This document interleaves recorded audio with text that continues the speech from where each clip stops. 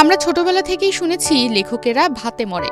সমাজে যেন অদ্ভুত এক ধারণা তৈরি হয়ে আছে, লেখক মানেই দরিদ্র, লেখক মানেই সারা জীবন লেখালেখি করেও পকেটে ফুটো পয়সা না থাকা।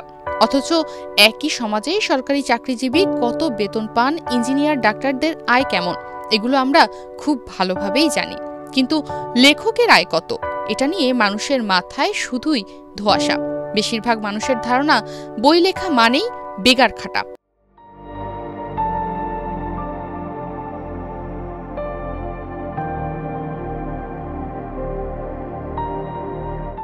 কিন্তু বাস্তবতাটা কি সত্যিই এমন? সাহিত্য সমাজের আলো, একথা সবাই বলে, কিন্তু এই আলো দিয়ে ঘরে রান্না হয় কি? একজন লেখক আসলে কত আয় করেন, কারা আয় করতে পারেন, কারা পারেন না, এসবের জটিল বাস্তবতা অনেকেরই অজানা। বাংলাদেশে শুধু লেখালেখি করে জীবনযাপন করা খুব ডিফিকাল্ট, কিন্তু এখন তো করছে অনেকেই। হুমায়ুন আহমেদ তো সব ছেড়ে ছুড়ে দিয়ে লেখালেখি করেছেন। এই মুহূর্তে সাদাত হোসেন সহ আরও অনেক তরুণরা এগিয়ে আসছেন যারা শুধু লেখালেখিকে প্রফেশন হিসেবে নিয়েছেন, তারা করছেন। তো মূল বিষয়টা হচ্ছে পাঠকের কাছে পৌঁছাতে হবে। পাঠক যে ধরনের বই পছন্দ করে, পাঠক যে ধরনের বই পড়তে চায়, যে ধরনের বই পাঠককে স্পর্শ করে, সেই ধরনের বই যদি লেখা হয় তাহলে সেই বই তো পাঠক গ্রহণ করছে। এটা ডিপেন্ড করতেছে যে পাঠক কী লিখছে, সেটার প্রতি ডিপেন্ড করে যে লেখক কী লিখছে এবং সেটার প্রতি পাঠকের আগ্রহ কতটুকু, এটার উপর নির্ভর করছে। আর একটা বিষয় হচ্ছে যে হ্যাঁ, সামগ্রিকভাবে সৃজনশীল প্রকাশনার অবস্থা খুবই খারাপ, বিশেষ করে গত 1-1.5 বছর ধরে এটা ভয়াবহ খারাপ একটা অবস্থার মধ্যে। তো এটা আমার মনে হয় যে এটা ঠিক হয়ে যাবে, একটা পর্যায়ে ঠিক হয়ে যাবে।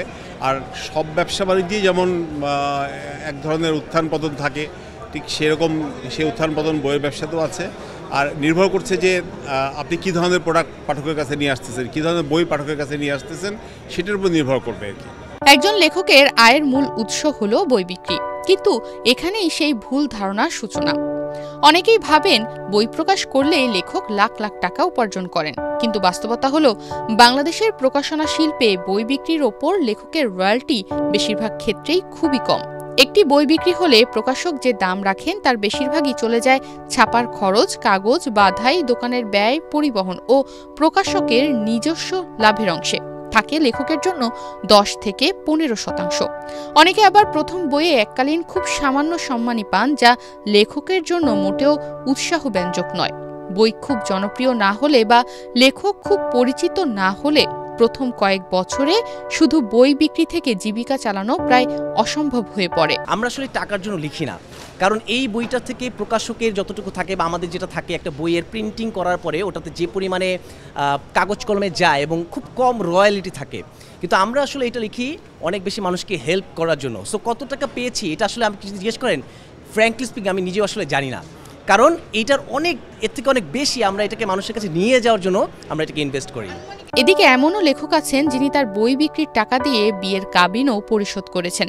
এ বিষয়ে জনপ্রিয় লেখক, কার্টুনিস্ট ও অ্যানিমেটর অন্তিক মাহমুদ বলছেন, তিনি বই বিক্রি করে একটি ডিসেন্ট অ্যামাউন্ট আয় করেন। Decent, very decent amount.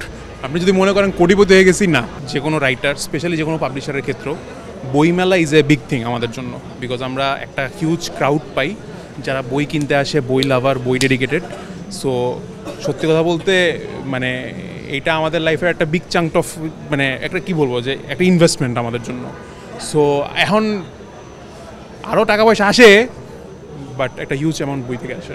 অবশ্য বই লিখে একজন লেখক কত টাকা আয় করেন সেটি তার একান্ত ব্যক্তিগত তথ্য বলে মনে করেন কবি ও ঔপন্যাসিক সাদাত হোসেন। লেখালেখির পাশাপাশি লেখকের নানা বিষয়ে সাধারণ মানুষের কৌতূহল থাকলেও আয়ের অঙ্ক ব্যক্তিগত তথ্য হিসেবেই থাকা উচিত বলে মনে করেন তিনি। জীবিকা নির্বাহের জন্য, সার্ভাইভ করার জন্য। তো আমার কাছে মনে হয় যে আমি পৃথিবীর সেই অল্প সংখ্যক সৌভাগ্যবান মানুষদের একজন যিনি সেই কাজটি করতে পারছি, যে কাজটি আমি ভালোবাসি, সেটা হচ্ছে লেখালেখি। এখন বাংলাদেশের বাস্তবতায় লেখালেখি করে কি জীবিকা নির্বাহ করা সম্ভব না, অ্যাবসলিউটলি সম্ভব না, এবং ইটস এ রেয়ার থিং। তো আমি হচ্ছি সেই সৌভাগ্যবান মানুষ যিনি কিনা লেখালেখি করে ফুল টাইম এটাকে প্রফেশন হিসেবে নিতে পেরেছি, জীবিকা নির্বাহ করতে পেরেছি এবং আমার ভালোবাসার কাজটি করতে পারছি, কারণ আমি এখান থেকে আমার খুব ভালো উপার্জন আমি করি। So that is my answer, যে আমি এই উপার্জনটা করার কারণে আমি আমার প্রিয় কাজটি, ভালোবাসার কাজটিকে আমার উপার্জনের মাধ্যম কিংবা প্রফেশন হিসেবে নিতে পেরেছি। শুধু প্রকাশিত বই নয়, তথ্য প্রযুক্তির এই যুগে আরও অনেক খাত থেকে লেখকের আয় হতে পারে।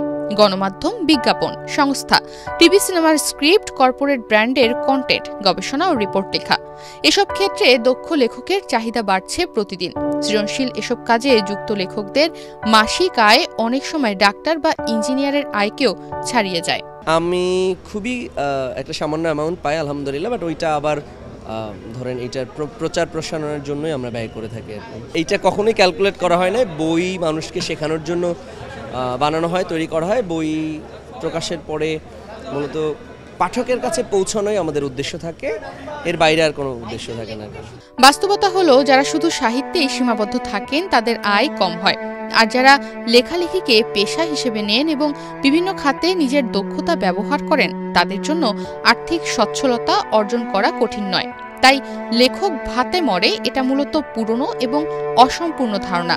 যুগ বদলেছে, লেখকের আয়ের পথও বহুমুখী হয়েছে।